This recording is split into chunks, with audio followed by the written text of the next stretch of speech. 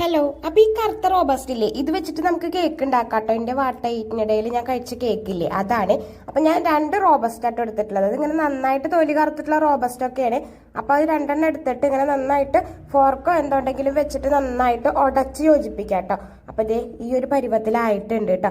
ഇനി ഇതിലേക്ക് നമുക്ക് പഞ്ചസാര ചേർക്കാം. ഹെൽത്തി വേർഷനൊന്നല്ല കേട്ടോ. അപ്പോൾ ഒരു 60 ml കപ്പിൽ 3/4 കുറച്ച് കൂടുതൽ പഞ്ചസാര എടുത്ത് ഫുള്ള് നിറച്ചെടുത്തിട്ടില്ല കേട്ടോ. പഴത്തിന് ഓൾറെഡി മധുരം ഉണ്ടല്ലോ, അത് കാരണം കൊണ്ട് തന്നെ അങ്ങനെ നന്നായിട്ട് മിക്സ് ചെയ്തിട്ടുണ്ട്. പിന്നെ വാനില എസൻസ് ആണ്. അപ്പം ഈ കുപ്പിയുടെ മൂടിയില്ലേ, അതിൽ തന്നെ ഒരു 1.5 മൂടി കേട്ടോ ഒഴിച്ചിട്ടുള്ളൂ. പിന്നെ 2 കോഴിമുട്ടയാണ് കേട്ടോ എടുക്കണത്.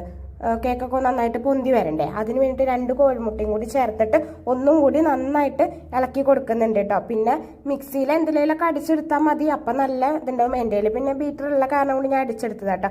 അപ്പോൾ ഈ ഒരു വൈറ്റ് നിറത്തിലായിട്ടുണ്ട്. അത് അടിക്കണം നിർബന്ധമൊന്നുമില്ല. പിന്നെ ഒരു കുഞ്ഞ് സ്പൂൺ മറ്റേ ബേക്കിംഗ് സോഡയാണ്, അല്ല ബേക്കിംഗ് പൗഡർ ആട്ടോ ഇട്ടിട്ടുള്ളത്. പിന്നെ അതുപോലെ തന്നെ ബട്ടർ മെൽറ്റ് ചെയ്തിട്ടിട്ടുണ്ട്. ഈ ബട്ടർ മെൽറ്റ് ചെയ്തിട്ടിട്ട് ഈ കേക്ക് ഇങ്ങനെ ഇതായി വരുമല്ലോ, ബേക്കായി വരുമ്പോൾ നല്ലൊരു മണം വരും കേട്ടോ. പിന്നെ 120 ml മൈദയാണ്. അതിങ്ങനെ 2 വട്ടമായിട്ടാട്ടോ നമ്മളതിൽ ഇട്ടിട്ട് ഇങ്ങനെ ഇളക്കി കൊടുക്കണത്, ഫോൾഡ് ചെയ്ത് കൊടുക്കണത് കേട്ടോ. ഒറ്റ ട്രിപ്പായിട്ട് ഇടുന്നതൊക്കെ എളുപ്പമായിരിക്കും, 2 ട്രിപ്പോ 3 ട്രിപ്പൊക്കെ ആയിട്ട് ഇടുമ്പോൾ കേട്ടോ. അപ്പം അങ്ങനെ നമ്മുടെ കേക്കിൻ്റെ ബാറ്റർ റെഡി ആയിട്ടുണ്ട്. പിന്നെ ഇതിലേക്ക് കുറച്ച് ടേസ്റ്റിന് കുറച്ച് ചോക്ലേറ്റ് ചിപ്സും കൂടി ചേർത്തിട്ടുണ്ട് കേട്ടോ. പിന്നെ ഞാൻ ഇങ്ങനത്തെ ഒരു കേക്ക് ബേക്ക് ചെയ്യുന്നതിൽ ബട്ടറൊക്കെ മെൽറ്റ് ചെയ്തത് കുറച്ച് തേച്ചിട്ട് പിന്നെ ആ കേക്കിൻ്റെ ബാറ്റർ അതിൽ ഒഴിച്ചിട്ടുണ്ട് കേട്ടോ. അപ്പോൾ നന്നായി ഒഴിച്ച ശേഷം പിന്നെ അറിയാമല്ലോ, ബബിൾസ് പോകാൻ വേണ്ടിയിട്ട് നമ്മൾ നന്നായിട്ടൊന്ന് ടാപ്പ് ചെയ്ത് കൊടുക്കുക. അപ്പോൾ ബബിൾസൊക്കെ പൊക്കോളും. പിന്നെ അത് ബേക്ക് ചെയ്യുക. അപ്പോൾ അടുപ്പിൽ തന്നെയാണ് കേട്ടോ അത് ബേക്ക് ചെയ്യണം, അല്ലാണ്ട് ഓവനൊന്നുമില്ല. അപ്പം നമ്മൾ ഈ ബിരിയാണി പോട്ടോ അങ്ങനെ എന്തെങ്കിലും പാത്രം ഒരു 10 മിനിറ്റ് പ്രീ ഹീറ്റ് ചെയ്ത് വെക്കുക.